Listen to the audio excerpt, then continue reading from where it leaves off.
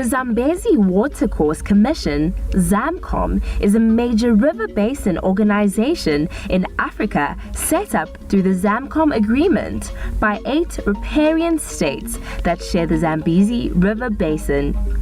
These are Angola, Botswana, Malawi, Mozambique, Namibia, Tanzania, Zambia, and Zimbabwe. Zamcom was established in 2014 as an intergovernmental organization that brings together the riparian states. It is headquartered in Harare, Zimbabwe. The basis for the cooperation among these countries is an agreement which they signed in 2004 in Kasane, Botswana. The agreement was ratified in 2011, and thereafter a permanent secretariat was established in Harare, Zimbabwe. That's where the organization is headquartered. The main objective of Zambezi Watercourse Commission is to promote the equitable and reasonable utilization of the water resources of the Zambezi Watercourse, as well as the efficient management and sustainable development thereof.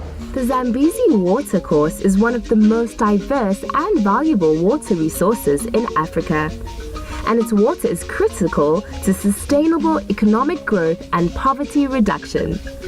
In addition to meeting the basic needs of more than 40 million people and sustaining a rich and diverse natural environment, the river basin plays a central role in the economies of not only the 8 riparian states, but the region of Southern Africa as a whole. One of the most explicit functions of Zamcom is to foster greater awareness among the inhabitants of the Zambezi River Basin on the equitable and reasonable utilization and efficient management and sustainable development of the resources of the Zambezi Watercourse.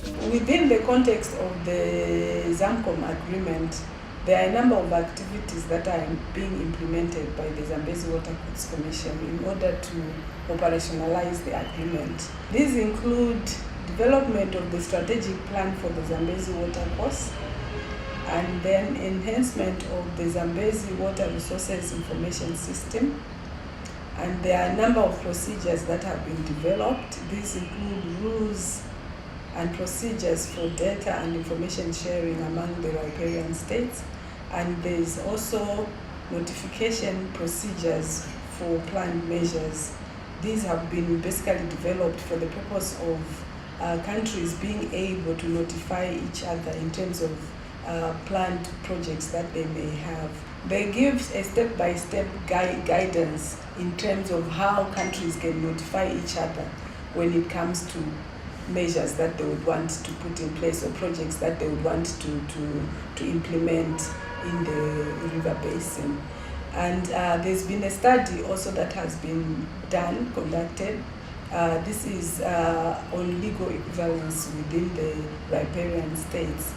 This study is looking at the water laws that exist within the riparian states and try to come up with options on how they can be harmonized. With reference to the Zamcom agreement, the strategic plan for the Zambezi Watercourse is a development plan which is comprised of a general planning tool and a process for the identification, categorization, and prioritization of projects and programs for the efficient management and sustainable development of the Zambezi Watercourse. The Zambezi Watercourse Commission has 3 governing organs.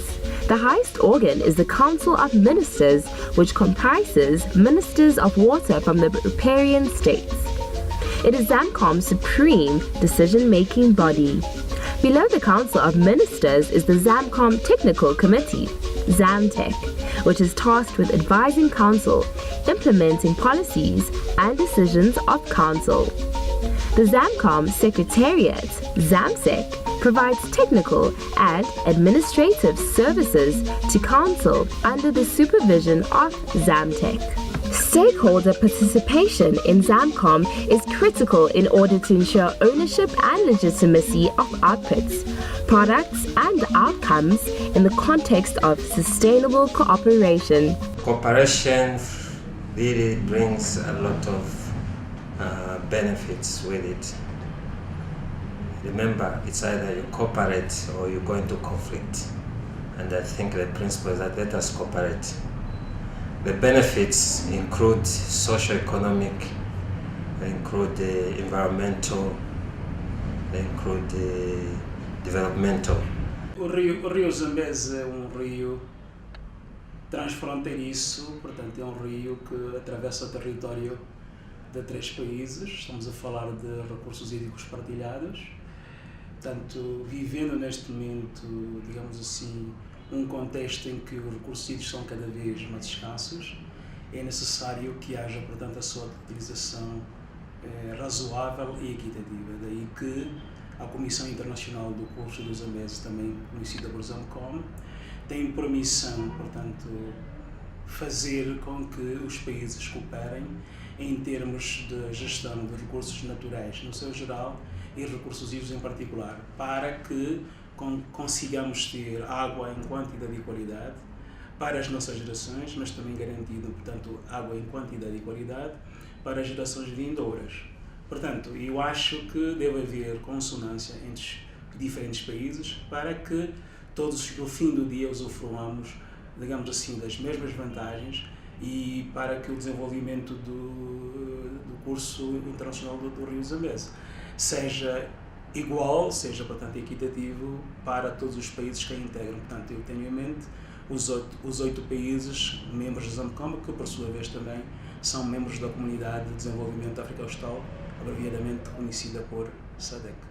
Consultation with and participation of governments, non-governmental and civil society organizations, regional and international cooperating partners, academia, vulnerable groups including women and youth linked to water and related resources management and development in the Zambezi River Basin are the heart of the overall approach.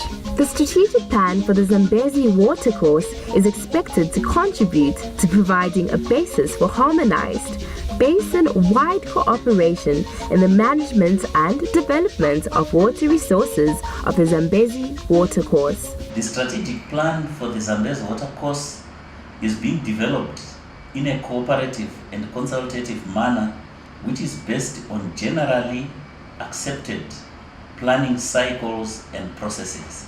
Some of the major steps in the development of the strategic plan for the Zambezi Watercourse include conducting a situation analysis and developing strategic directions.